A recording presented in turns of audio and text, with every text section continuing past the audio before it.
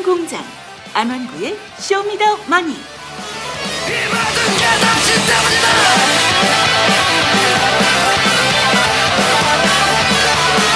이 모든 게 당신 때문. 이 모든 게 당신 때문. 이 모든 게 당신 때문이다. 안녕하세요. 안원구의 뉴스 하천공장 사탄입니다. 저는 진행을 맡고 있는 치과의사 개그맨 김영삼이고요. 뭐 혹시라도 뭐 댓글 중에 또 치과 어디 있냐 한번 가야 되겠다 뭐 이런 얘기 있을 줄 알았는데 아무도 없으시더라고요. 잠깐만요. 지금 뭐 개인이 운영하는 지금 치과 PPL하는 거예요? 이런 데서 치과 홍보하면 안 되죠. 강남역 10번 출구에 있지만 검색창에 강남 레옹치과로만 검색하면 뭐 나오지만 제가 이런 데서는 제 치과 얘기를 할 수는 없습니다. 몇 시부터 몇 시까지 근무하세요? 10시부터 7시까지 늘 교과서적인 마인드로 최선을 다해서 열심히 친절하게 진료하고 있습니다만은 이런 데서 제가 그런 얘기를 하면 안 되죠. 그러니까 치과 얘기 하지 마세요. 예, 주전공이 그러니까 임플란트의 사랑니에 뭐. 임플란트 사랑니 뭐 다 열심히 잘하고 그냥 교과서적으로 그냥 실력으로 승부하는 치과지만 방송에 충실하고자 알겠습니다. 앞으로 하지 마세요. 네네 알겠습니다. 이름이 레옹이에요? 강남 레옹 치과라고. 또 한 번 또 이렇게 짚어주시는 것 같다는 느낌이 드네요. 호가 앞에 시명이에요. 시명. 네. 시명 레옹. 저는 그 안원구의 뉴스 하천공장에서 안계주님의 오른팔을 담당하고 있고 네. 민 위원장님의 왼팔을 담당하고 있는 오른팔 왼팔 장웅이라고 합니다. 반갑습니다. 네. 예, 저는 전 현대증권 노동조합 위원장이었었고요. 지금은 아마 KB증권이 된 회사고 지금 안원구 청장님과 함께 플란다스계의 집행위원장을 맡고 있는 민경윤입니다. 네. 예, 안원구입니다. 네. 역시 팩트 있어. 확실히 주인공은 자기 소개가 짧고 주인공 아닌 사람들만 소개가 그렇죠. 길어. 어쨌든 이제 시작에 앞서서요. 우리 플란다스계 소식 한 번만 좀 얘기해 주시면 안 되나요? 예, 지금 플란다스계는 지금 계속 멈추지 않고 가고 있고요. 네. 요즘 좀 천천히 갈 뿐이지 계속 가고 있습니다. 지금 현재까지 특별 회원으로 참여해 주신 분들이 1644명. 네, 1644명이고 지금 현재까지는 3억 6천만 36억. 네. 36억. 네. 지금 30억 어디 갔어요? 그러니까 우리 저기 개주님도 워낙 몇 천억 정도 하시다 보니까 공이 몇 개씩은 왔다 갔다 하시더라고요. 근데 그 계주님 궁금한 게 어떤 분들은 혹시 이 플란다스의 개가 다스 주식만 사는 거냐라고 또 궁금해하는 분들이 있더라고요. 제 주변에. 그렇죠. 그래서 사실은 플란다스의 개는 다스 주식 사는 거의 우리 하는 사업의 한 일부분이고요. 원래 제가 그 숨은 재산, 그 사회 지도층 인사들이 부정 축제에서 숨겨놓은 은닉 재산들을 찾는 일을 지금도 계속 하고 있고 사실은 그게 더 큰 일이죠. 그걸 계속 하고 있고 또 그 하는 과정에서 다스도 MB가 숨겨놓은 재산에 해당이 되기 때문에 차명으로 돌려놨잖아요. 네네. 그래서 그 다스 주식을 사서 그 내용을 파헤치는 하나의 한 가지 수단이다 이렇게 이해를 하시면 되겠습니다. 네. 근데 다스 얘기가 나왔는데 오늘 사실은 노무현 대통령 서거일이자 이명박 그 전 대통령의 오늘 재판일인데 정말 우리가 그분께 정말 죄송한 것 같습니다. 방청석이 비었다면서요. 아니 이게 1대1도 안 됐대요 경쟁률이. 추첨할 때 그랬고 아마 오늘 현장에서 가서는 아마 채우긴 채운 모양이더라고요. 근데 그 뭐 옛날처럼 뭐 몇백 대 1 이런 거는 아니었고.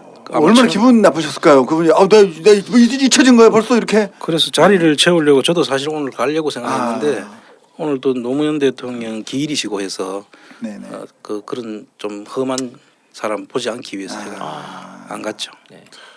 뭐 재판 어떻게 그 위원장님 재판 결과는 어떻게 좀 잘 진행이 되고 있나요? 오늘 그 언론을 통해서 확인한 걸 보면 예. 뇌물죄로 기소한 것은 뭐 자신에 대한 모욕이다. 그리고 목욕 아니고 모욕이다. 모욕이라고. 그리고 다스는 여전히 형님 것이다. 이게 요지입니다. 우애가 형제 우애가 그렇게도 좋네요. 그러게 말입니다. 예. 형님은 아니라는데. 그러니까. 근데 그분들은 상당히 겸양지덕이 있는 것 같아요. 네. 형님은 자기 까이라 그러고 본인은 또 본인 까이라 그러고. 그러니까 이건 그렇게 주인 없는 회사인데 원래 주인 없는 회사는 먼저 보는 사람이 임자라는 말도 있는데요. 이게 결국 오늘도 최종 아니라고 했다. 와 정말 놀랍습니다. 그럼 먼저 보는 사람이 임자니까 빨리 특별회원들께서 많이 모이셔가지고 네. 다스 주식을 저희가 상품. 사면 됩니다. 본인이 자기 거라고 하기 전에 사야 되겠네. 그렇죠. 먼저 보는 사람이 임자니까. 예. 근데 오늘 뭐 보니까 그 뭐 포승줄 이런 걸 안 찼다고 그러는데 그건 제가 법을 잘 몰라가지고요. 그래서 안 그래도 오늘 대부분 그 내릴 때부터 시작해서 포승줄을 차고 네. 방청석에 들어갈 때 풀어주거든요. 네네. 그런데 오늘 보니까 손을 막 자유롭게 쓰고 그냥 서류를 들고 들어가길래 저게 뭐야 해서 찾아봤더니 규정이 바뀌어 가지고 4월 달부터 70 이상 노인들한테는 아마 그냥 포승줄 없이 4월부터요. 예, 아마 누구를 맞춤형으로 했는 것 같은 생각도 들고 그러면 이거 아직도 이거 지금 컨트롤하는 사람이 있다라는 얘기인 건가요? 4월부터 바뀐 거 너무 신기한데요. 글쎄요. 그래서 저번 박근혜 씨도 그냥 들어갈 때 다 이렇게 묶고 들어갔는데 네네네. 오늘 보니까 그냥 여유롭게 그냥 들어가길래 참 돈의 힘 아니겠습니까? 그럴까요? 어쨌든 뭐 우리가 절대 잊어서는 안 되고요. 관심 집중해 주시고 우리 청장님들이 개주님과 우리가 잊혀지는 MB를 막기 위해서 더 열심히 노력하겠습니다. 그리고 하루 빨리 모금이 돼서 네네. 그 다스의 네. 주인은 우리 국민들이 돼야 될 것 같습니다. 네, 알겠습니다.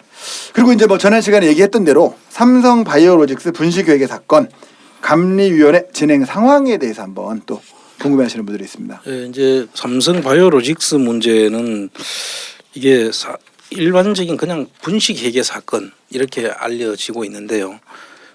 저는 이렇게 보면 안 된다. 이게 삼성으로서는 아마 삼성의 사활이 걸려 있다. 그리고 또 이거를 지금 문제 삼고 있는 금감원 입장에서 보면 금감원의 앞으로의 그 사활하고도 연계가 돼 있다. 그래서 양쪽이 다 문제가 아주 크게 발생할 소지가 있는 엄청난 사건이다. 그래서 우리 국민들도 여기에 대해서 관심을 가져야 될 정도로 좀 잠깐 설명을 이제 좀 쉽게 좀 설명을 드리자면 네. 이제 삼성이 이 이병철 씨가 죽고 그 이건희 씨로 넘어오잖아요. 네. 넘어오면서 이건희 씨한테 선물을 준 것이 뭐냐면은 반도체 사업을 준 거예요. 네. 그래서 우리가 지금 알려지기로는 삼성전자, 네. 삼성 반도체 네. 세계적인 네. 회사잖아요. 그래서 그걸 사실은 이병철 씨가 자기가 죽기 전에 그 발판을 다 마련했고 저는 이건희 회장의 업적인 줄 알았는데 그건 예, 아니네요. 그렇게 알려져 있는데 제가 파악한 바로는 이병철 회장이 이걸 전부 다 그 바탕을 다 마련해 놓고 돌아가신 다음에 그거를 이제 이건희 씨가 자기 공으로 이렇게 이제 공로를 해서 어쨌든 삼성 반도체는 세계적 기업으로 컸으니까 네, 자랑스럽죠. 예, 그래서 그렇게 한 것으로 해서 이제 자식한테 이제 물려줬잖아요. 네. 그래서 이제 이 건희 씨는 그 삼성전자를 바탕으로 해서 오늘날의 삼성이라는 거대한 이름을 남겼는데 그걸 또 다시 이제 이재용 씨한테 이제 물려주려고 하니까 이재용 씨 입장에서 반도체처럼 그런 큰 뭐가 없잖아요. 뭔가를 알려주고 이재용이라는 이름을 알려줘야 되겠는데 없으니까 그때 당시에 이제 신성장 업종 이런 이야기들이 한참 돌 때고 삼성에서도 뭐 우주 관련 산업이라든지 그다음에 뭐 바이오 쪽이나 이런 그 러시아라든지 뭐 이런 해외에 독일이라든지 그런 데서 원천 기술자들을 모셔오면은 임원들이 그 모셔왔을 때 승진까지 시켜주는 그런 일들이 벌어졌었어요 그 당시에. 그래서 그 중에서 이제 바이오가 삼성의 미래 먹거리가 잡혀졌고 그거를 이제 키워서 이건희 씨가 반도체를 받았듯이 이재용 씨가 바이오 회사를 받아서 이 삼성을 끌고 가는 하나의 동력으로 쓰려고 했던 것 같아요. 물려줄 때는 그 축이 하나가 딱 있어야 되니까 이제 그렇죠. 그렇게. 뭔가 명분이 있어야 돼요. 명분을 거기 이런 걸로 해가지고 삼성이 반도체는 그 명분이 있었잖아요. 예, 그래서 예. 이건희 씨가 이재용 씨한테 물려줄 때 그때 써먹기 위한 것으로 바이오를 택했던 거예요. 바이오. 그래서 그걸 깊이 봐야 되고요. 그래서 바이오를 하려고 보니까 그게 쉽지 않잖아요. 바이오 새로운 개발하고 하는 게 약 개발하는데 보통 시간이 너무 많이 걸리잖아요. 그러고 심지어 그 특허를 획득하는 데까지는 뭐 임상까지 가려고 하면 거의 뭐 한 3기가 가야 될 정도까지 걸릴 수 있으니까 이걸 금방 하기 위해서는 제일 쉬운 게 시밀러 바이오 이제 복제약 쪽 시장을 이제 두드렸고 그래서 전에 유수 공장에서도 이야기를 했지만은 그 당시에 우리나라의 셀트리온이라고 하는 주의 기업이죠. 예, 그 지금 현재 그 바이오 시밀러 업계에서는 아마 엄청 큰 회사고 선두주자에 가까운 그런 회사를 삼성이 그거를 인수를 하려고 했던 거예요. 센트리온을요. 셀트리온을. 그래서 그때 방송에서 이야기를 했는데 오늘 너무 길게 들어가면 안 되니까 그건 따로 한번 시간을 잡아서 이야기를 하기로 하고 그 센트리온을 인수하려고 하는데 이제 센트리온이 그 호락호락하게 자기들이 그걸 선점하는 데까지 얼마나 힘들었겠어요. 그분이 이제 방어를 시작하면서 또 그러니까 삼성은 인수하려고 했는데 셀트리온은 전혀 줄 생각이 없어 우리가 할 거야 이거 된 그렇죠. 거네요. 보통 삼성이 산다고 그러면 쏙 넘기는 게 보통 사람들 심리인데. 근데 이게 워낙 그 앞으로 성장 가능성이 높은 기업이다 보니까 그 삼성은 눈독을 확 들이고 있었는데 그거를 이제 안 뺏기려고 무단히 노력했고 그 사이에 뭐 있었는 걸 잠깐 설명드리면은 그 공매도라는 개념이 전부 삼성증권에서 있었던 그 공매도를 셀트리온 주가를 가지고 공매도를 아무 사건을 일으켜요. 근데 그래서 센트리온 대표님이 예전에 그런 말을 했었어요. 공매도 때문에 못 해먹겠다. 그렇죠. 예. 그 사건을 들으셨군요. 그게 공매도를 치면서 공매도가 그 이분이 주식을 담보로 해가 돈을 빌리고 있었는데 그 공매도가 들어가면은 일정한 금액으로 내려가면은 이걸 반대 매매라 해가지고 팔리거든요. 그렇게 되면 파는 거를 누가 인수를 하게 되면 집안 먹게 되는 거죠. 주가 방어를 할 수가 없으니까. 그렇죠. 진짜 얍삽하네. 진짜 돈 많은 사람이 그 애들 저기 구슬 하나 갖고 있는 거 그거 따먹으려고 지금 구슬 장사 아저씨가 이거 하는 거 아니에요? 그러니까 99개 가진 사람이 한 개 더 가지려고 한 거죠. 그래서 이런 과정을 거쳐가면서 일단 방어가 되니까 방어를 하고 난 다음에 시작한 것이 지금 이야기하는 바이오로직스라는 회사예요. 보통 삼바라고 이야기하는 삼성 바이오로직스가 그때 이제 등장을 하는 거죠. 이해가 막 갑니다 이제. 이제 이해가 됩니까? 이 삼성 바이오로직스를 가지고 결국은 이제 이게 승계 작업하고 아까 삼성전자를 넘겨주는 과정에서 그런 반도체를 이야기했듯이 바이오도 뭔가를 해야 되는데 제일모직은 이재용 씨가 주로 하던 회사고 그걸 삼성 에버랜드를 제일모직으로 넣고 또 제일모직은 삼성물산으로 또 들어가게 되잖아요. 그 삼성물산으로 들어가기 전에 합병하는 비율을 맞추기 위해서 삼성 제일모직에 들어있는 바이오로직스의 값을 튀겨야 되잖아요. 그러니까 삼성 바이오로직스라는 게 제일모직에 속해져 있는 회사인데 그 회사의 값을 높여야만 이 삼성 물산을 합병을 하는데 합병 비율이 이제 유리하게 이제 이재용 씨한테 유리하게 가는 거죠. 근데 이제 결론은 지금 그 얘기는 진행 중인데 감리위원회가 문제라는 게 있잖아요 지금. 그래서 이제 그 이야기를 조금 더 진행을 해야 되는데 삼성 바이오로직스가 삼성 바이오에피스라는 회사를 이제 또 가지고 있습니다. 그 회사는 삼성이 한 91%, 나머지 9% 정도가 누가 가지고 있었냐면 바이오젠이라는 미국 회사가 가지고 있었던 거죠. 그리고 이 두 개를 이제 가지고 있는데 바이오에피스 가격이 올라가면 바이오로직스 가격도 올라가잖아요. 같이 안에 들어있는 회사니까. 그런데 이게 바이오로직스가 삼성 바이오에피스라는 회사를 가지고 있는 회사를 평가가 어떻게 되느냐에 따라 가지고 올라가는데 이 평가를 종속회사 그러니까 자회사 지배력이 있는 자회사인 경우에는 연결재무제표에 의해서 종속회사로 그냥 장부가액으로 평가를 하게 돼 있는 거예요. 그런데 이걸 장부가액으로 평가하면 그때 3,300억 정도밖에 전체 가치가 안 된 거예요. 그리고 이거를 떼가지고 경영권이 없이 관계회사로 남게 되면 장부 가치가 아니라 공정 가치라고 보통 이야기하는 가치로 이제 평가를 하게 돼 있는데 그래 하면서 3,300억짜리가 4조 8천억짜리가 돼버린 거예요. 13배가 뻥 뛰다. 그렇죠. 10몇 배가 뛴 거죠. 가만 곰곰이 씹으면 너무 이상한 거예요. 3,300억짜리일 때는 내가 지배력이 있던 회사고 그 4조 8천억이 될 거는 내 지배력에서 벗어난 독립회사가 돼버린 거죠. 관계회사이긴 하지만 지배력도 놓치고 다 나는 포기를 했는데 가격은 더 뛰어 있는 거예요. 평가가. 그러니까 이게 이상하다. 거기에 분식이 있다. 이렇게 해서 이제 분식 문제를 지금 문제를 삼는 것인데 여기서 또 한 가지 우리가 더 한번 생각해 봐야 되는 건 이 삼성 문제를 이야기하면 상당히 어렵습니다 사실. 그래서 기억하실 거는 지배력을 내가 낳았는데 지배력을 없다라고 평가를 했는데 오히려 회사 가치는 더 뛰었다. 그게 이상한 거다. 그다음에 또 한 가지는 이게 분식회계가 됐다고 하잖아요.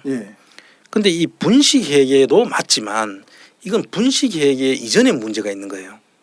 무슨 이야기냐면 이 회사의 주식을 콜옵션이라고 해서 바이오젠이 한 50 플러스 50% 마이너스 1까지는 살 수 있는 그런 권리를 이제 옵션이라고 줘놨는데 이걸 행사하게 되면 관계회사가 된다고 하면서 그렇게 분식을 한 거거든요. 근데 여기서는 뭐가 돼야 되냐면 사실상 그 플러스 1, 마이너스 1 이거에 주목을 해야 되는 거예요. 51%냐 49%냐. 그렇죠.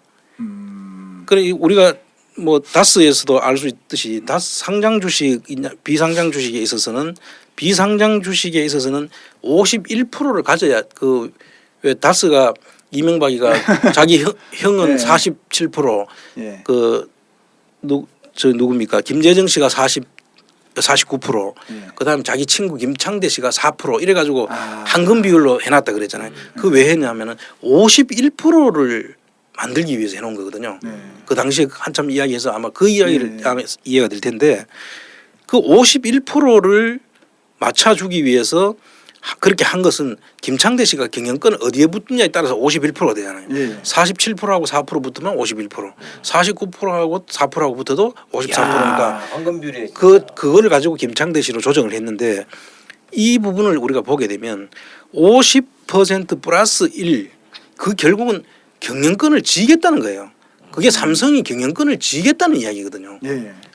플러스 1을 안 하면 될 텐데 네. 플러스 1을 해놓고 경영권을 자기들이 못 진다라고 지금 이야기하고 있는 거예요. 그리고 완전 국민들을 우롱하는 거죠. 비상장 주식에 한 주라도 더 많으면 그 사람들이 경영권을 지는 거거든요. 이명박과 다를 바가 없네요. 이명박보다 더 지능적이죠. 아. 그냥 플러스 1 그것도 콜 옵션을 행사했을 때 50% 마이너스 1주가 되도록 해놔는 네. 이거는 경영권을 계속 자기들이 지겠다고 한 거예요. 그런 그거를 경영권을 지겠다고 하면서 경영권을 뺏겼을 때 우리가 콜옵션을 행사해서 경영권을 뺏겼을 때라고 가정을 합니다. 사실 그렇게 될 수가 없는 일이죠. 네. 그래서 그 플러스 1이 대단히 중요한 포인트인데 이걸 이야기하는 사람이 없는 거예요. 그럼 그냥 분식 회계가 맞냐 안 맞냐 국제 기준에 맞냐 안 맞냐 이러면서 사람들을 호도하고 있는 거예요. 그래서 방송과 상관없이 콜옵션이 뭔지 한번 질문해도 되나요? 예. 콜옵션. 그 콜옵션이라는 것은 살 수 있는 옵션. 콜해서 권리, 살 수 있는 권리. 네. 예를 들어서 지금 현재는 안 사더라도 네. 이 회사가 더 좋아지면 언젠가는 내가 그걸 다시 그럼 제가 만약에 내가 48% 갖고 있는데 콜옵션 3%가 있으면 그냥 내가 지금 48% 갖고 있을 뿐 내 거네요. 내가 원하면 살 수 있으니까. 지금 여기에 어떤 이야기냐면은 예를 들어서 내가 그 지금 현재는 49%를 가지고 예, 있고 또 한 사람이 49%를 가지고 예, 있고 한 사람이 2%를 가지고 예, 있어요. 그럼 2%를 내가 살 수 있는 권리가 있는데 현재는 안 사고 있어요. 예, 예. 그러면 나중에 콜옵션이라는 행사회가 2%를 내한테 가져오면 내가 경영권을 가지게 되는 것이잖아요. 그런 예, 권리를 예, 이야기하는 예, 건데 예. 지금 이 문제는 콜옵션을 행사하더라도 네. 50% 마이너스 한 주가 되는 거예요. 그러니까 결국은 콜옵션을 행사하더라도 주식 시장 주총을 열어 가지고 표대결을 하게 되면 한 주를 가지고 경영권을 행사하는 거 쉽게 말하면 임원도 임명할 수 있고 뭐 모든 것을 이사들도 예. 임명하고 경영권 감사도 임명하고 할 수 있는 모든 권리를 그 사람들이 지는 거거든요. 삼성이요. 그러니까 삼성이 자기가 지고 있는데도 네. 불구하고 이렇게 되면은 안 질 수도 있다라고 지금 이야기를 하면서 그래서 콜옵션 행사하면은 이걸 관계회사로 떨어져 나가고 주식이 값이 그렇게 평가했을 때 국제 기준에 의해서 평가했을 때 4조 8천억이나 된다 이렇게 이야기하는 거예요. 정확히는 이해 못했지만 대략 이해를 했습니다. 예. 정확히 이야기하고 가셔야 돼요. 일단 다음 주부터 선물 옵션을 하세요. 아, 선물이요? 그러면 선물? 콜, 풋 다 알게 됩니다. 저는 이제 선물을 잘 안 받거든요. 제가 생일에도 선물을 안 받아가지고 이런 거 하지. 웃기다. 아 진짜 선물도 잘 몰라요. 저는 진짜로 네. 치과 의사잖아요. 이제 열심히 공부 좀 해보려고 노력하고 있습니다. 조금 어쨌든 더- 이거 진행은 뭐 예, 제가 좀 더 말씀드리면은요. 네. 아까 지금 총장님께서 그 삼성에서 그 셀트리온에 대한 예. 얘기를 하셨는데요. 삼성이 공식적으로 그렇게 셀트리온을 인수를 하겠다고 선언한 적은 없어요. 다만 이제 시장에서 이거 삼성이 하는 것은 아니냐라는 의혹이 굉장히 많았었고 아까 우리 장훈 선생님께서 말씀하셨듯이 그쪽 대표이사도 이거 조직적으로 누군가 공매도를 해서 내가 그 담보대출을 받은 거가 반대 매매가 나가가지고 내 회사를 뺏으려고 하는 것 아니야? 라고 해서 금융감독원하고 이런 데다가 고발을 한 사실도 있어요. 네. 그런 여러 가지 정황을 봤을 때 의심이 가는 부분 그다음에 또 우리 플란다스의 개로 관련된 제보가 들어온 게 있는데요. 그 부분에 대해서 뭐 청장님께서 나중에 그런 의혹에 대해서 이렇게 자세히 또 설명을 해주실 것 같고요. 근데 그 당시에 고발했는데 금감원에서는 평가 어떻게 결론이 났나요? 금감원은 그 당시에 그 셀트리온이 고발한 공매도 문제에 대해서는 혐의 없음. 대신 누가 봐도 혐의가 예, 짙은데도 예, 불구하고 대신 셀트리온의 대주주는 미공개 정보 이용으로 검찰에 고발 조치했습니다. 시세 조정 혐의를 걸었죠. 그러니까 결국은 큰 힘이 있다라는 거네요. 사실은 그렇게 야, 의심이 되는 정말. 그런 정황들이 이제 보이는 거죠. 개미들 살기 힘드네. 그래서 결과적으로 이분이 이제 그럼 나도 아예 회사를 매각하겠다고 선언하고 나서면서 이제 그 부분은 정리가 됐는데 그걸 정리하고 난 다음에 이제 삼성 바이오로직스의 상장 문제가 이제 본격적으로 시작된 근데 왜 거예요. 매각한다고 했는데 안 샀어요 그때는? 그 이제 적대적 M&A를 하려고 사람한테는 안 팔죠. 그러니까 그 신라젠이라고 또 비슷한 거 있지 않나요? 그 셀트리온 이제 비슷하게. 그 신라젠하고 뭐 다 몇 개가 있죠. 그 네. 바이오시밀러 회사 지금 몇 가지가 있는데 그 문제들은 여기에 직접적인 관계가 없기 때문에 아니 신라젠은 거기 그 대표가 치과 의사여가지고.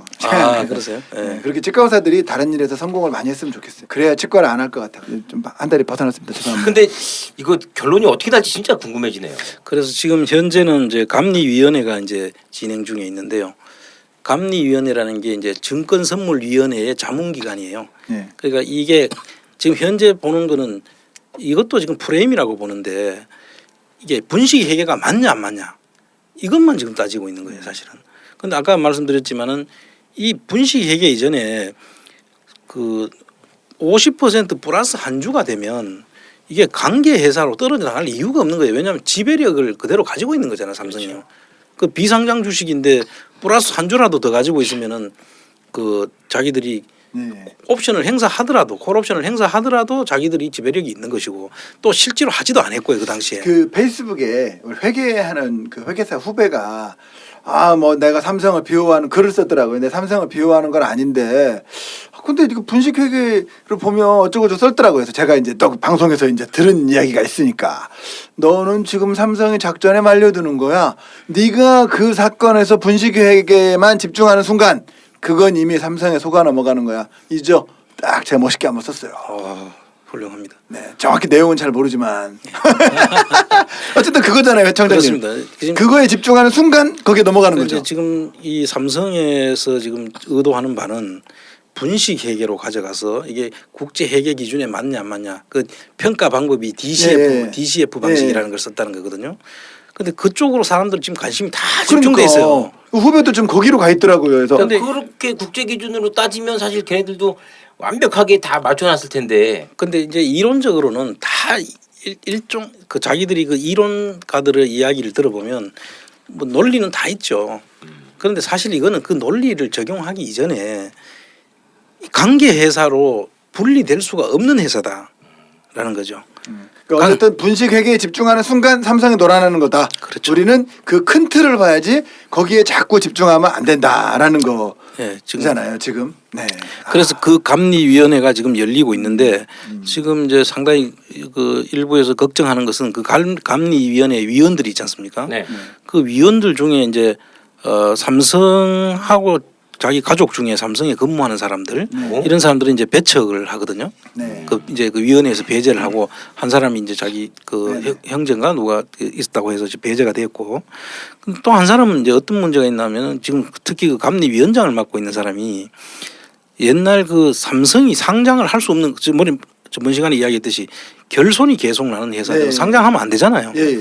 그런데 그거를 상장할 수 있도록 열어준 사람이 그 담당 국장이었어요 그 당시에. 예. 그 사람이 지금 현재 감리위원장이에요. 이게 뭐예요? 이게 지금 장난하는 거예요? 그래서 이 사람도 이제 배척해야 된다고 그 민주당 국회의원들이 몇몇이서 이제 지적을 하고 그 금감원에다가 이야기를 하고 했는데 뭐 금융위에서는 뭐 그냥 가도 괜찮다라고 지금 이야기하고 있지. 이분 왜라고 이거 김학수라고 돼 있는. 예, 그분이죠. 지금 그분이 그 당시에 그 담당 국장으로서 이제 상장을 시켜준 분이라고 지금 알려져 있는데 이런 분들이 그대로 거기서 감리위원회에서 위원으로 있게 되면 자기가 했던 일을 자기 스스로 지금 뒤집어야 되는 일이 생기는 거죠. 그래서 걱정하고 있는 거죠 지금 사람들이. 그런데 이게 지금 단순한 삼성 문제만이 아니라 네네.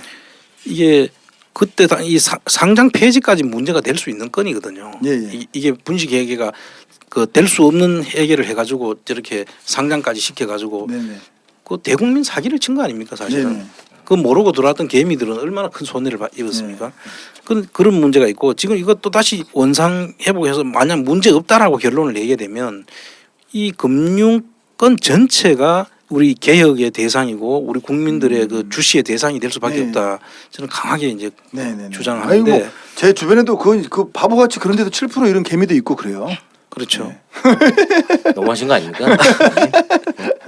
아니 그 실제로 네. 이 상황은 만약에 상폐가 되게 되면 이 엄청난 손실을 가져옵니다. 그러니까 이게 폭탄 돌리기라고 옛날에 예, 예. 놀이 해보셨잖아요. 이 마지막에 지고 있는 사람이 손해를 보는 거거든요. 네. 그래서 이거는 내가 볼 때는 빨리 이 문제를 매듭을 지어서 네네. 더 이상 이 선량한 피해자들이 안 나오도록 몰라서 그런 거거든요. 이게. 정의로운 쪽으로 매듭을 지어서. 예, 그렇게 하면 이게 사실 이게 지금 시총이 한 3조 정도 된다는데 이 시총의 그 전 금액을 그 개미들한테 이제 물어줘야 되는 네. 이런 문제까지 생길 수가 있습니다. 지금 그래서 네.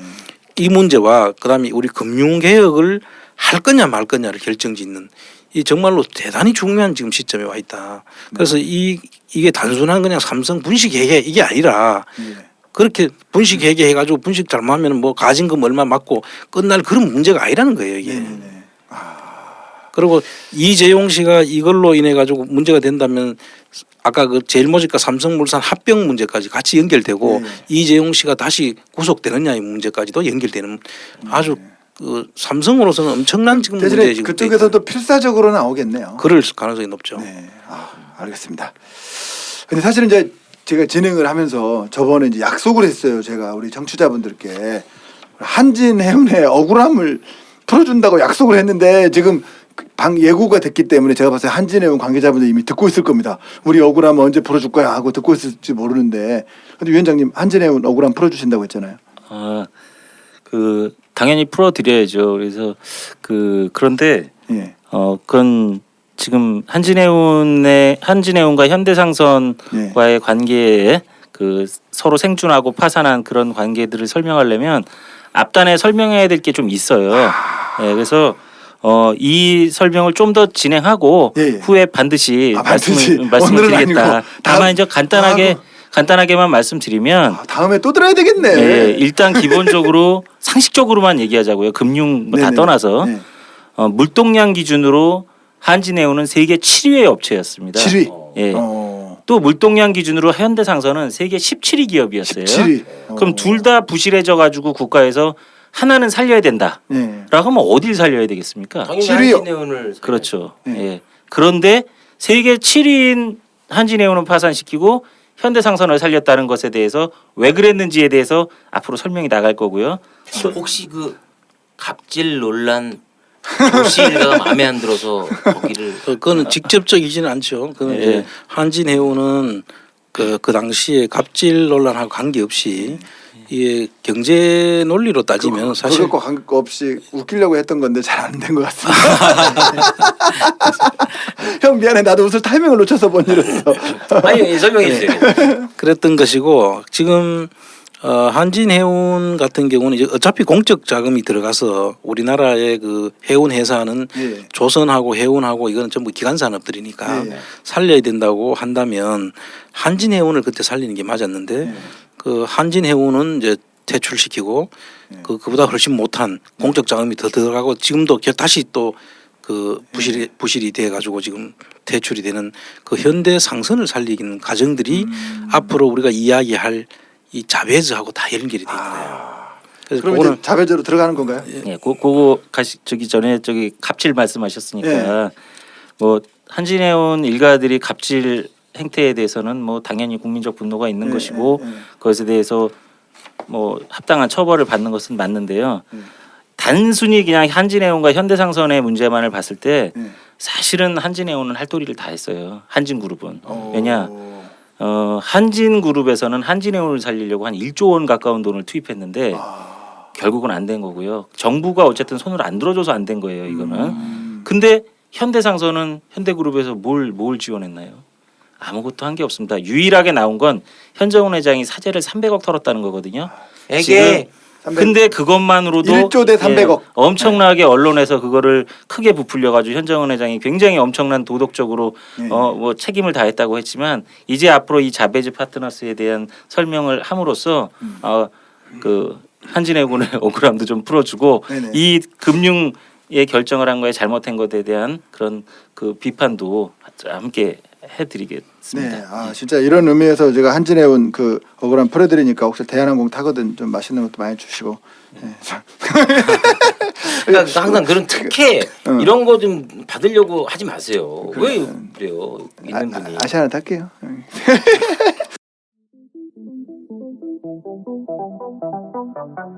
안원구의 뉴스아청 공장.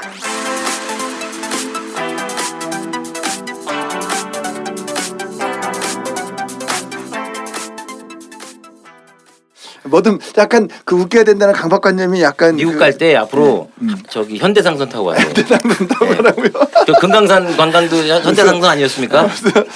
예, 맞습니다. 배 타고 가세요 미국 갈 때. 미국 갈 때 카고 그것도 얼어 죽으라고. 자주는 왔다 갔다 못 하겠네요. 네. 근데 이 자베즈 이야기를 듣고 나면은 아마 현대상선도 못할 것 같은데. 그래요? 그 정말 또 궁금해지네. 자베즈 이름도 궁금하긴 한데 어쨌든 자베즈의 실체에 대해서 한번 이야기를 좀 해주시죠. 그 지난번에 이제 자베즈 파트너스라는 회사를 이제 설명을 하면서 이게 PEF라고 해서 이제 사모펀드. 예. 그러니까 이제 개인들이 돈을 모아가지고 이제 만든 펀드죠. 예.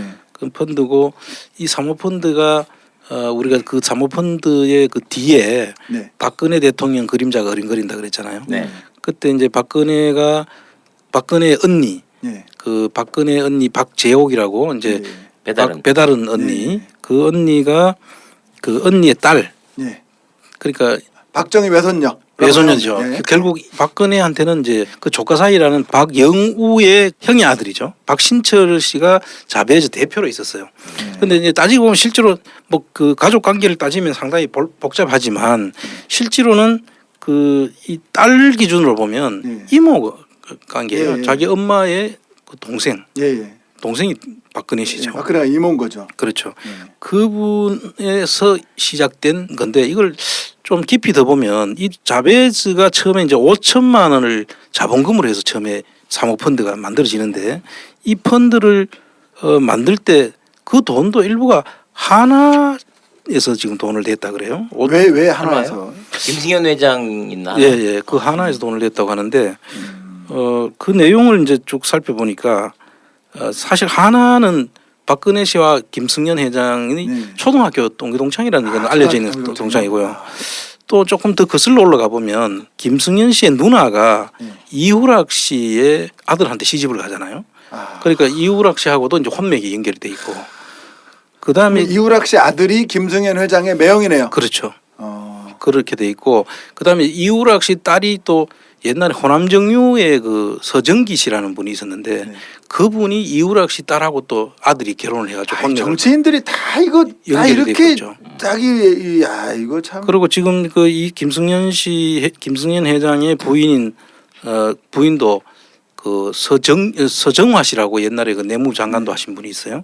그분의 딸이 지금 현재 김승현 씨 부인이거든요. 그래서 그리고 서정기 씨하고 서정화 씨는 또 그 사촌인지 그 집안이에요. 어쨌든 다 연결돼 있네요. 이렇게. 그렇죠. 그러니까 이게 그냥 연결돼 있는 게 그리고 화나라는 것 자체가 한국 하약이 옛날에 군수 그렇죠. 화약 만들고 방산업체죠. 그래도 막 총 차고 다니신 거 아니에요, 그 전에? 그때 그 옛날에는 다 그렇게 했죠. 방산업체들은 그런 관계에 있었는 거 하고 지금 자베즈라는 데서 하나에서 그 돈이 그냥 왜 들어왔는지 자기들은 뭐 투자로 그냥 들어왔다고 하는데 이런 관계하고 그냥 무관하지 않을 것으로 지금 보는 거죠. 그렇게 돼 있고 한유진이라는 그 저 박근혜 씨의 그 조카죠. 그분은 대유 에이텍이라는 대유 그룹을 또 가지고 있어요. 그러니까 한병기 씨라고 그 박재옥 씨 남편이었던 그분의 소생들이죠. 그 상대가 전부 다 대유 에이텍을 운영하고 있는데 그 대유 에이텍은 뭐냐 하면은 강주에 왜 다스가 경주에 다스를 하면 강주에 대유 에이텍이 있다고 제가 기아 자동차 시트 만드는 회사. 예. 그 기아 자동차의 전량 다 납품을 하는. 그래서 뭐 박근혜 정부에 들어와서 그때 그 대유 에이텍이 급속도로 성장을 하죠. 그리고 이 대유 그룹 자체가 전부 다 그냥 보통 회사를 성장시킬 때는 창업을 해가지고 이렇게 성장을 시키는데 이분들이 그 회사 그룹이 되기까지는 전부 M&A예요. 회사를 사서 전부 다 먹어가지고 전부 다 이제 그룹을 형성하는 거죠. 그래서 이 그 과정에서 먹는 과정에서 이 자베이즈가 역할을 하는 겁니다. 그래서 이 자베이즈라는 것을 우리가 이제 유심히 좀 봐야 된다고 지금 우리가 이야기하는 거. 깊이 들어가면 한이 없기 때문에 일단 정리를 어느 정도 하고 넘어가야 될 것 같아요. 좀 더 제가 부연 설명을 좀 드리면요. 총장님께서 잘 설명을 해주셨는데 일부에서는 이제 좀 먼 친척 아니냐, 좀 그 더군다나 배가 다른데 예? 그게 가깝지 않았을 거다 이렇게 생각하시는데요. 그렇지 않은 이유가 지금 그 박근혜 전 대통령의 그 언니인 박재옥 씨의 남편 되시는 분은 박정희 대통령의 5.16 쿠데타 당시에 부관을 했던 분이고 그럼 그 쿠데타 일으킬 때 큰 사위가 뭐 같이 한 거예요? 부관을 하신 거고 그 전 유엔 대사를 하셨어요. 그리고 박근혜 대통령 시절에 2014년이죠. 2014년에 박근혜 대통령께서 설악산 케이블카를 살려야 한다 해가지고 평창 그 알펜시아 리조트를 방문해가지고 설악산 케이블카 조기 건설을 이렇게 하라는 지시들을 이렇게 내리신 적이 있어요. 그 케이블카를 왜 그렇게 하라고 그랬냐면 이 한병기 씨의 자녀 중에 지금 청장님이 말씀하신 한유진 딸 말고 아드님이 한태준, 한태연이 있는데 이분들이 설악 케이블카 사장님들이세요. 가만히 앉아서 그 긁는다는. 그러니까 그 논란이 됐던 그 집안들 거기가 이 집안이기 때문에 아주 가깝다는 것이고 그 다음에 대유그룹의 이 박영우 회장과 한유진 이 두 분은 선관위 기준으로 박근혜 대통령의 공식 후원금 최대 후원자예요. 그러니까 되게 가까운 사이다. 제가 이런 말씀은 좀 그런데요. 저 이모가 배가 좀 다르시거든요. 그래도 똑같이 이모고 똑같이 지내지 배가 다른 이모라고 해서 전혀 다르게 지내진 않아요. 저도 마찬가지로. 근데 이분들도 그러잖아요. 자기 그 실제 동생들 하고는 지금 사이가 다 벌어져 있지만 박근혜 씨 같은 경우에 오히려 이제 배가 달라도 그 언니하고는 아마 계속 좋은 관계를 유지했던 것 같고 그렇게 된 이유는 그 한병기 씨가 유엔 대사도 했고 그 군대에 있을 때는 헌병감 아버지 쿠데타 일으킬 때 부관이었으면 그래서 이 완전히 아주 가깝게 지내왔기 때문에 밖에서 그냥 일반적으로 뭐 조카 사위면은 멀지 않냐. 근데 그렇지 않죠. 아까 이야기했듯이 선거 자금도 거기서 계속 그 후원금이 제일 많이 들어올 정도로 가까웠으니까 오히려 더 가까울 수가 있는 거죠. 케이블카 타가지고 그 돈이 그렇게 또 들어갔네요. 못 사는 집안이나 배다른 형제가 서로 아웅다웅하고 싸우는 거지 그렇지 않더라고요 이게. 그리고 그 쉽게 또 이제 앞으로 뒤에 또 나오겠지만 우리 현대그룹의 현정훈 회장 같은 경우에는 외삼촌이 김무성 의원이에요. 우리 김무성 의원. 근데 김무성 그러니까 현정훈 회장의 어머니가 김무성 의원하고 어머니가 달라요. 그래도 다 친하게 지내잖아요. 그러니까 저희가 그런 상식은 좀 깨야 됩니다. 그것 때문에 멀지 않을 것이냐 그건 전혀 아닌 거고요. 이권으로 항상 뭉친 것은 또 따로 그런 식으로 필요 설명을 할 수가 없는 정치 재계가 다 그렇게 엮여져 있으니 개혁이 쉽지가 예, 그렇죠. 그리고 청장님께서 좀 전에 한화증권이 자베지를 처음 그 설립할 때 설립자금 되셨다고 일부 지원이 있었다고 말씀하셨잖아요. 이게 바로 금융이에요. 금융은 바늘 하나 꽂을 데가 없다는 것이죠. 그래서 그 말씀하셨는데 아까 청장님께서 요 말씀은 안 해주셨네. 이게 하나증권 본사의 최초의 그렇죠. 처음에 이 자베즈 회사를 하나증권에서 사무실을 같이 자기 건물에다 내주는 거예요. 그 얼마 자본금 뭐 5천만 원짜리 그 펀드에다가 증권회사에서 그 사무실을 내준다는 건데 이건 아주 초등학교 친구 도와준 거죠. 근데 지금 공식적으로는 이제 박근혜 씨하고는 직접 관계는 없는 걸로 돼 있잖아요. 따지고 보면 사돈 관계죠. 그런데 이게 가까우면 사돈도 형제보다 더 가까울 수도 있는 거예요. 근데 이분들을 보니까 이제 그 한유진이라는 조카의 남편이 박영우라는 대유그룹 회장인데 이 사이에는 지금 아이들이 지금 딸밖에 없는 것 같아요. 그래서 그 형인 나중에 이제 이분도 이제 좀 이름이 거론되는데 이제 HS 공영건설이라고 해서 이 나중에 또 다시 등장합니다. 근데 이 사람의 아들 그 박영우 씨 형의 아들들이 이 현대증권의 사회이사도 하고 자베즈 파트너스의 대표이사도 하는 이런 관계로 지금 거의 제가 이 마음 이해가 갑니다. 제가 딸만 둘이거든요. 제 동생은 아들만 셋이고 그러다 보니까 제가 뭐 하는 거를 우리 조카들이 하는 거 아니에요. 우리가 오늘 이제 자베즈에 이제 집중을 하자면 이 자베즈라는 회사의 사무실까지 하나증권에서 내준다는 것은 사모펀드가 나중에 보면은 그 사모펀드에 돈을 막 기금도 들어오고 뭐 저 각 금융기관에서도 들어오고 연금재단에서도 들어오고 막 이렇게 하거든요. 그 물론 기독교 장로의 연금재단이지만 그런 돈들이 그리고 새마을금고에서도 들어오고 이런 돈들이 아무나 이렇게 돈을 유치할 수가 없잖아요. 그렇죠. 지금 우리 김 원장님이 내가 펀드 하나 만든다고 그쪽에서 돈 돌아가면 주겠습니까? 말도 못 꺼내겠죠 제가. 그리고 증권회사에 가서 사무실 하나 달라 그러면 주겠습니까? 미친놈 소리 듣죠.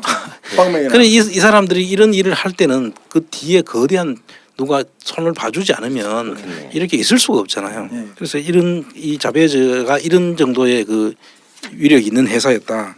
그걸 이제 좀 설명드리고 그래서 이 자베즈의 대표가 이제 그 박신철이라고 국적이 미국이에요.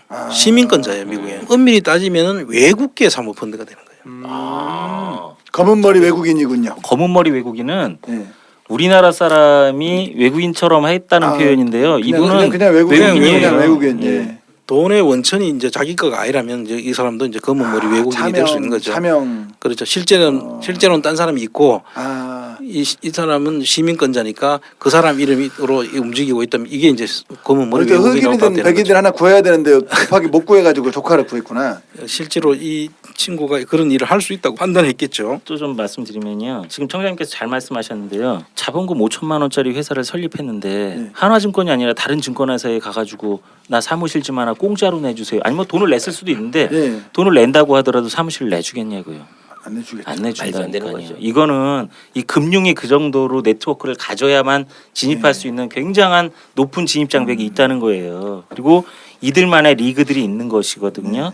여기 보면 이미 언론에도 났는데 하나그룹 쪽에서도 인정을 했더라고요. 자본금의 일정 부분을 본인들이 투자를 한 사실이 있고. 자베즈. 예. 그러니까 그리고 이제- 5천만 원의 예. 일정 부분요? 예. 아니면은 5천만 원 일정 부분 또 말씀드릴 건데요. 그렇게 인정을 했다고 그 기자가 저한테 알려주더라고요. 그리고 이 설립 시점이 문제거든요. 2009년 6월 달인데 이때는 MB 정부 시절입니다. MB 정부 시절에 그러니까 MB하고 MB 정부와 박근혜 정부의 이권은 따로 떨어뜨려 놓고 생각하면 안 돼요. 서로 굉장히 경쟁 관계에 있었지만 이 부분에 대해서는 철저히 보호를 양쪽 다 해줬다고 봐야 되는데요.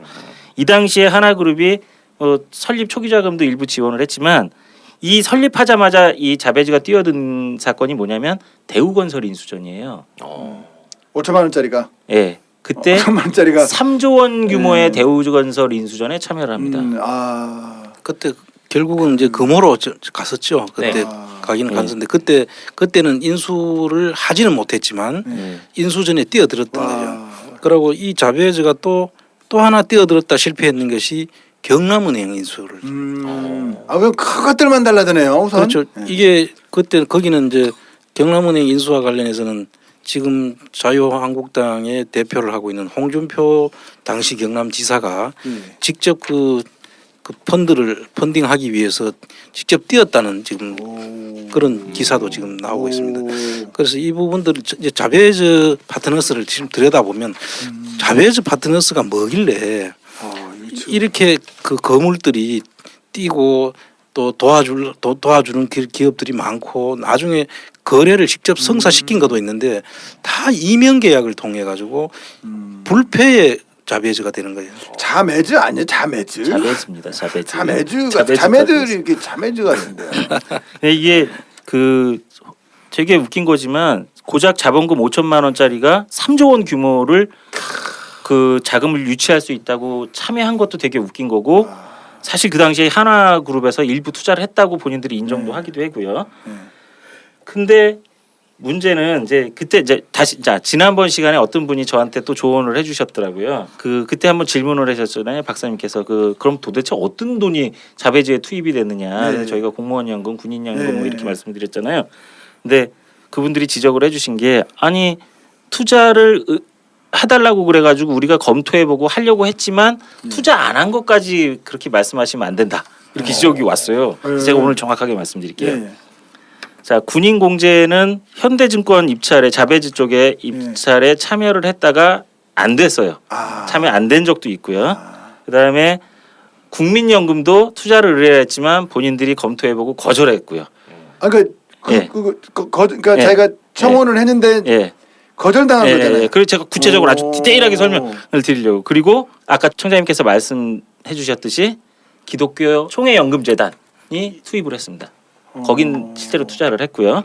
그다음에 앞으로 또 설명을 드리겠지만 대형 금융기관들이 3조를 모으려면 다 이제 투자를 하겠다는 의사 표시를 할 거 아닙니까? 대형 금융기관들이 대부분 들어옵니다. 그래서 그거를 좀 정정해 드리고 말씀을 드리는데 그 당시에 자베즈 파트너스는 아부다비 펀드를 이렇게 좀 유치하겠다는 의사 표시도 좀 밝힌 것 같고 해외에서 자금을 유치해 오겠다고 했지만 실제로 그건 이루어지지 않았고요. 대부분 다 국내 자금으로만 했었기 때문에 실패를 했고 문제는 이거를 통해서 자베즈란 이름을 세상에 알리기 시작했습니다. 이명박 정부 때. 막 그냥 이렇게 그냥 막 가가지고 그 마이크 타이슨하고 한번 싸우겠다고 해가지고 마이크 타이슨은 듣지도 않는데 우선 유명해진 거네요. 예, 일단은 상당히 유명해진 겁니다. 예, 그래서 그 다음부터 시작을 한 거고 그 이후에 이제 저희가 앞으로 설명할 현대그룹과 네. 본격적으로 성사시키면서 진도를 내기 시작합니다.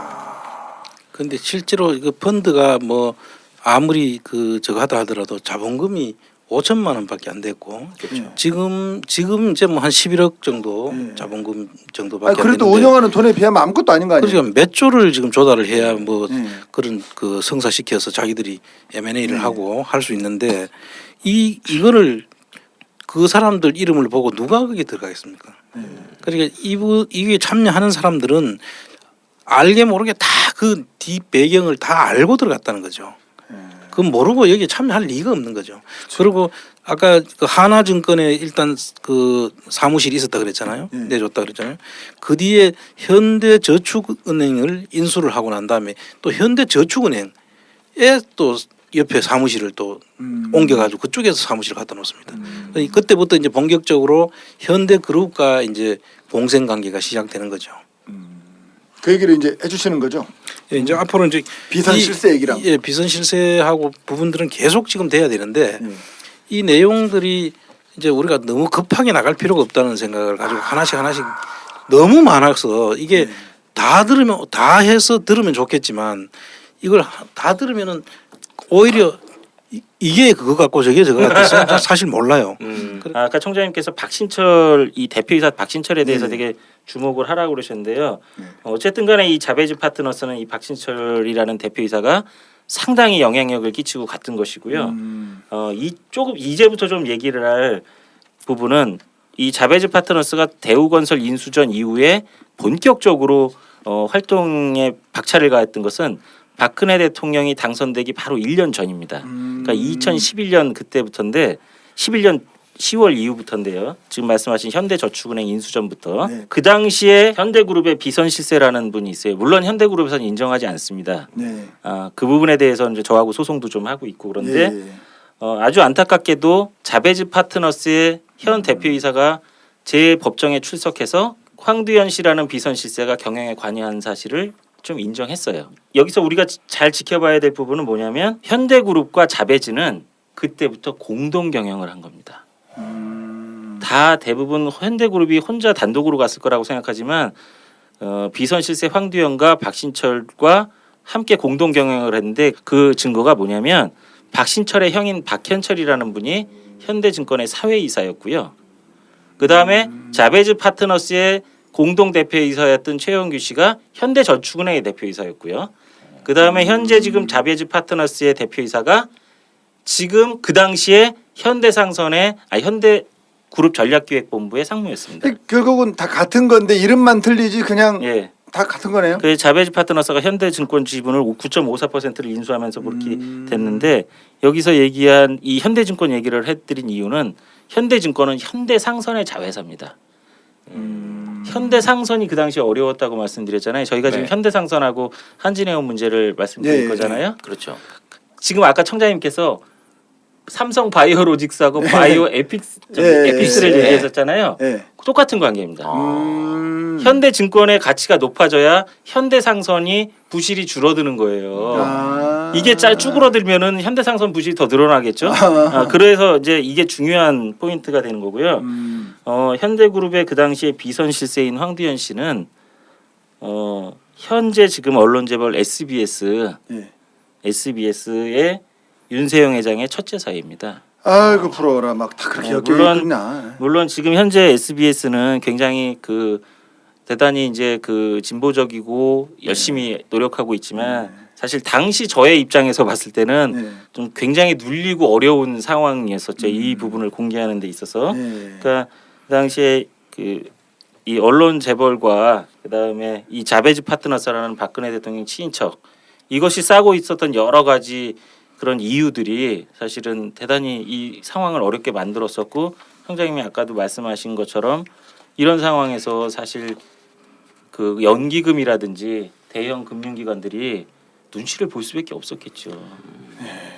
그러니까 저희가 지금 이제 얘기를 딱 듣고 보니까 정말 아주 설명을 굉장히 쉽게 해주셨어요, 위원장님께서. 근데 아직까지 좀 생소하고 좀 낯설다라는 느낌이 좀 있는데 아무쪼록 중요한 건 그거 같습니다. 이 관심 있게 좀 지켜보고 또 관심을 가져야지 자꾸 이 MB하고 GH가 점점 잊혀져 간다는 느낌이 많이 들고 있거든요. 최근 들어서. 그래서 더 많은 관심을 좀 가져주셨으면 감사하겠다라는 말씀을 꼭 드리고 싶네요. 지금 플랜다스 기회가 있는 동안은 아마 잊혀지지 않도록 우리가 해야 되겠죠. 계속 할 거고 계속 사실은 이명박 때문에 사실 박근혜 최순실 재산이 수면 아래로 가 있었는데 이명박 씨도 구속이 됐고 박근혜 씨도 구속이 된 마당에 지금 남은 것은 사실은 그 사람들이 숨겨놓았을 거로 의심되는 그 부정축제 재산 찾아야죠. 은닉된 재산들을 찾아내는 것이 이제 남았고 그 제일 지금 이제 오히려 잊혀져 가는 것보다 더 안타까운 것이 사람들이 구속시키니까 다 됐다. 사실 구속은 그 사람들한테는 별로 아픈 일이 아니에요.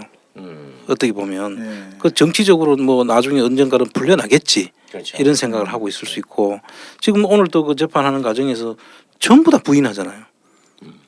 우리 국민들을 아주 우습게 보는 거죠. 그래서 이분들한테 그러고 이 법정에 나와서 전부 부인함으로써 검찰이 앞으로 더 이상 진도를 못 나가게 하는데 지금 뜻이 있는 거예요. 사실은 재판에도 응하지도 않고 지금 현재 기소해놨는 것도 지금 입증시켜서 이제 그 끝까지 가는 것이 어려운 지금 상황인데 새로운 거를 할 수가 없죠. 지금 검찰 입장에서는. 그래서 지금 실제로 남은 거는 오히려 은닉 재산들을 우리가 찾으면은 그 더 큰 덩어리 지금 이거는 누가 지금 박근혜 그 삼성으로부터 282억 이명박 삼성으로부터 포함해서 110억 이게 전부 다라고 생각하는 사람 누가 있겠어요? 아유, 그것 때문에 이렇게 난리를 쳤다 하면 그것도 이상한 일이죠 사실은. 네. 그럼 그 뒤에 숨어 있는 뭐 사자방이라든지 해외 독일 같은 경우에 숨겨놓은 재산들이라든지 또 국내에서 그 하수인들이 움직이고 있는 거라든지 이런 것들이 이제 본격적으로 지금 우리가 찾기 시작해야 되는데 그 중에 이제 박근혜 씨 쪽으로 지금 숨겨져 있는 기업들하고 연관돼 있는 그다음에 금융권에 이제 은닉돼 있는 재산들 이 사모펀드를 통해서 움직였던 것을 자베즈 파트너스라는 회사를 통해서 우리가 그 새로운 거를 좀 볼 수가 있다. 네. 그럼 뭐 또 다른 것도 많지만 이 중에서 가장 대표적이고 금방 우리가 이렇게 눈에 보이고 또 우리 민 위원장 같은 경우는 직접 겪으면서 그 하나하나 서류를 다 모아가지고 본인이 직접 가지고 있어요. 그래서 이거는 뭐 예를 들어서 수사만 제대로 하겠다고 하면 그 자료 가지고 가가지고 바로 수사에 착수해도 될 정도로 가지고 있거든요. 제가 이제 밤길은 제가 위원장님이랑 같이 안 걷는 걸로 지금. 아니 어떻게 된 게 그 검찰에서 수사하는 능력보다 위원장님이 수사 능력이 더 뛰어나신 것 같아요. 아니 이게 지금 이제 막 뭐 이상한 거 문서 가져오셨는데 저는 못 봤습니다. 현장에 직접 있으면서 경험한 거고 직접 본인이 몸으로 부딪히며 싸웠던 거잖아요. 그러니까 이거 검찰보다 훨씬 더 많이 아는 게 당연한 일이죠. 저는 이제 외로웠던 것이 지금 뭐 요거 이것도 제가 청장님 보여드리니까 청장님이 이게 참 심각하게 보셨던 소리인데요. 제가 너무 외로웠던 것은 싱글이세요? 아니요 공적 수사기관들이 이 사실을 다 알고 있었다는 거예요. 알고 있으면서도 수사하지 않았고 네. 그리고 제가 청장님을 이 뉴스공장을 통해서 찾아뵙게 된 것도 대한민국에서 이 사건을 다뤄줄 사람이 아무도 없었고 유일하게 그 청장님만이 이 관심 있게 봐주신 거예요. 네. 제가 이제 청장님 너무 그때 이제 너무 감사하게 네. 생각하는데 지금 이게 보여드린 자료가 뭐냐면 금융감독원에서 만든 대외비 자료입니다. 네. 이 금융감독원에서 이 황두영과 관련된 업체하고 네. 이 자배지하고 관련된 업체들을 이렇게 싹 다 조사해서 대외비 문건으로 갖고 있는 거예요. 아니 대외비란 말을 한문으로 써놔가지고 저는 모르고 유출할 네. 뻔했어요. 이게 다 갖고 있지 대외비란 말을 한글로 써놔야 네. 이걸 읽어보고 유출을 안 하지 한문으로 써가지고 저는 여기 유출할 보면 뻔했네. 금융감독원이 조사를 다 한 거예요. 저기 다 이 자베즈 파트너스하고 황두연의 회사들에 대해서 일일이 조사했고 여기 박신철이나 박용호 이름 다 나왔지 않습니까? 지금 네. 얘기한 게. 그런데 조사 안 하는 거 아니에요? 아니죠. 이거는 위원장님이 돈 잘못하신 나쁘네요 거예요. 진짜. 제가 너무 외로웠어요. 알고도 조사 안 하는 게 아니고요. 아니까 조사를 못 하는 거죠. 그게 맞는 거 아닌가요? 섭섭하더라고요. 예. 네. 예. 이렇게 보고 지금 여기 나오는 인물들 보고 조사할 용기 있는 사람이 몇이나 될까요? 위원장님 말고. 그래서 지금 이제 우리가 좀 크게 보면 이 금융 관련 전번에 우리가 그 끼리끼리 문화 네. 자기들만의 리그 이렇게 이제 이야기하는데 사실 이 금융권에는 감독기관이나 금융회사나 이게 감독을 받아야 될 회사와 감독하는 회사가 감독하는 곳이 이게 전부 다 한 가족처럼 돼 있는 거예요. 그렇죠. 그러니까 그게 제대로 감사가 되고 제대로 정리가 되겠어요. 그래서 지금 여기 이 문건을 보니까 내가 참 기도 안 찼는데 이 보세요. 내부용, 대외 보안 이렇게 도장을 찍어놨잖아. 그리고 자기들이 이걸 다 조사했다는 거예요, 이게. 그렇죠. 제가 봤을 때 이 문건은 이 한문을 못 읽은 사람이 유출한 것 같습니다. 근데 이런 자료가 그래도 우리 민 위원장이 지금 손에 입수가 돼 있으니까 이런 것들은 사실 이 방송을 듣는 검찰도 다 무시했던 걸로 지금 보이는데 네. 지금 그래도 정권이 바뀌었잖아요. 그리고 새로운 검찰이 들어왔잖아요. 네. 이런 거는 다시 재수사를 해야 된다고. 이거 한 건 하고 내- 소진합시다. 아유. 다 자기들이 알고 있으면서 안 한다는 것은 이거는 우리 국민들로부터 정말 이제 제대로 신뢰를 얻기 위해서 안 하고는 안 된다. 네. 이게 만약에 정리가 안 되고 또 넘어간다면 우리나라는 미래가 없는 거예요. 근데 청장님 저도 이제 방송 마무리 하면서 하는 얘기지만 지금 국민이 옛날같이 그렇게 바보가 아니잖아요. 우리 김호준의 뉴스공장 이게 열광하고 우리 안원구의 뉴스 하천공장에도 이 많은 분들이 정말 어찌 보면 따분한 이야기일지도 모르는데 지금까지 다 듣고 계신다는 이야기는 우리 국민이 이제 그렇게 우매하지 않다라는 거죠. 그냥 쉽게 안 넘어갈 겁니다. 우리 그렇잖아요. 네. 그렇죠? 네. 당신하고 내가 제일 우매해. 그래요. 우리가 우매하다 못해 우레매야 우레매. 근데 이제 거의 이제 마칠 시간이 된 것 같은데 이 방송 듣는 분들도 일단 우리 계조님께도 그 제가 댓글 읽어보니까 김호준의 뉴스공장을 듣고 우리 계조님께서 이런 프로가 있다. 와서 들어달라 이렇게 홍보를 또 해주셔서 예. 또 많이 듣는 것 같아서 더 많은 홍보를 좀 부탁드리고요 계조님께는. 네 그리고 제가 맨날 듣거든요. 홍보하시나 안 하나 확인할 겁니다. 네, 그리고 우리 이 방송 듣는 모든 분들은 또 플랜다스의 개주가 꼭 좀 돼주시면 감사하겠습니다라는 말과 더불어 홈페이지도 저희 홈페이지가 또 열려 있지 않습니까?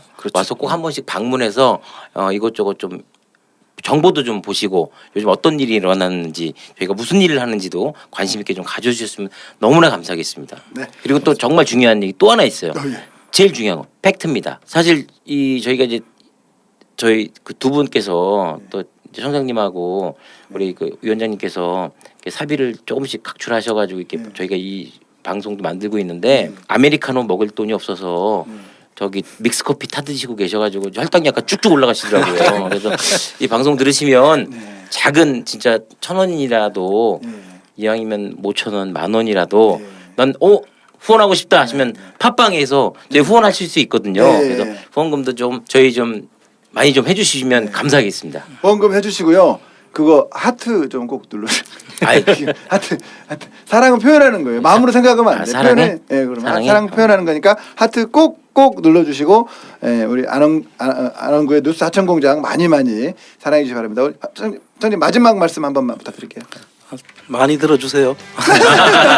위원장님도 마지막 말씀. 많이 들어주십시오. 고맙습니다. 알겠습니다. 안원구의 뉴스 하천공장 사탄 여기서 마치고 다음 시간에 찾아뵙도록 하겠습니다. 수고하셨습니다. 네.